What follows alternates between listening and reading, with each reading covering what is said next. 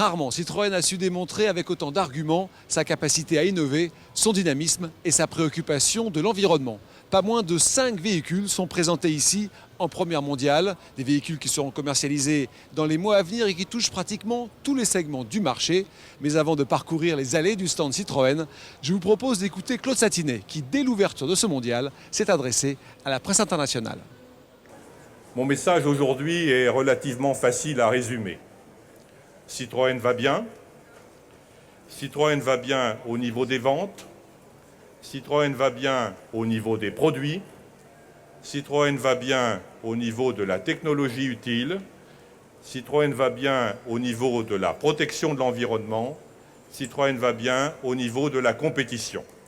Au niveau des ventes, notre objectif pour 2004 reste, comme je vous l'avais indiqué au début de l'année, dans la fourchette 1 350 000, 1 400 000. Les réalisations à la fin du mois d'août sont en ligne avec cet objectif, puisque nous sommes au même niveau que l'année dernière, et que l'année dernière, nous avons fait 1 372 000 voitures, c'est-à-dire exactement le centre de la fourchette. Citroën va bien en termes de produits. Nous avions depuis longtemps la meilleure gamme de véhicules utilitaires légers avec C15, Berlingo, Jumpy, Jumper, ce qui nous permet d'occuper plus de 10% du marché européen. Mais maintenant, comme vous pouvez le constater en regardant derrière moi, nous avons l'une des gammes les plus riches en véhicules particuliers avec C2, C3, Xara Break, Xara Picasso, C4, C5, C8 et j'ai oublié Berlingo. Et puis sur ce salon, nous avons deux événements très importants, C4 et C5. Alors C5 d'abord. Bon, nous appelons ça un restylage. Mais c'est un restylage tellement profond à l'extérieur, à l'intérieur, au plan technique, aussi bien en berline qu'en break, que je pense que le terme de nouvelle C5 est le terme qui qualifie le mieux cette évolution. Il suffit d'ailleurs de rouler avec cette voiture dans les rues pour constater immédiatement que tout le monde la remarque. Il y a vraiment un très grand changement. Et puis, C4. C4, c'est évidemment le grand événement pour Citroën de ce salon. Vous aviez eu à Genève une première idée de C4 avec la C4 WRC, mais aujourd'hui, vous pouvez découvrir non pas une C4, mais deux C4.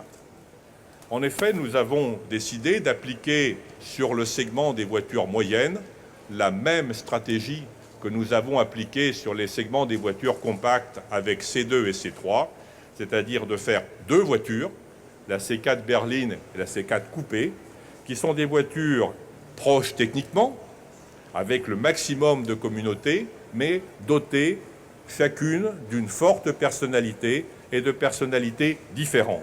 C3 Stop and Start, nous avons présenté il y a 15 jours maintenant cette réalisation. Là aussi, quelque chose d'extrêmement simple. Il s'agit d'arrêter le moteur quand la voiture est immobilisée. C'est évidemment une source d'économie d'essence. C'est également une source de réduction de bruit, puisqu'un moteur arrêté, c'est évidemment silencieux. Là encore, tous ceux qui l'ont essayé, et notamment le ministre de l'Environnement français, reconnaissent la grande simplicité et le caractère totalement naturel de cette solution.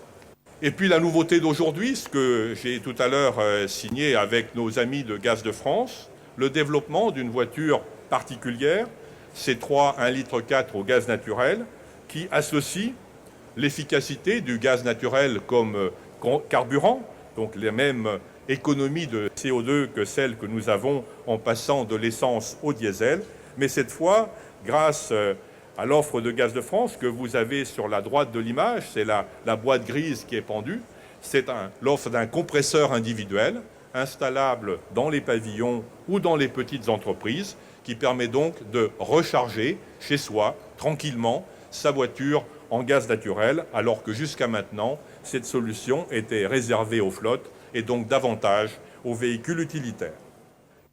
Mais je ne voudrais pas terminer cette réunion aussi agréable sans inviter à venir avec moi Guy Fréquelin et puis Carlos Sainz, Sébastien Loeb, Marc Marty et Daniel Elena.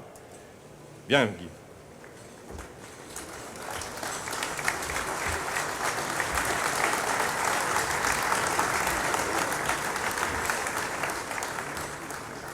Alors pourquoi j'ai plaisir à les faire venir?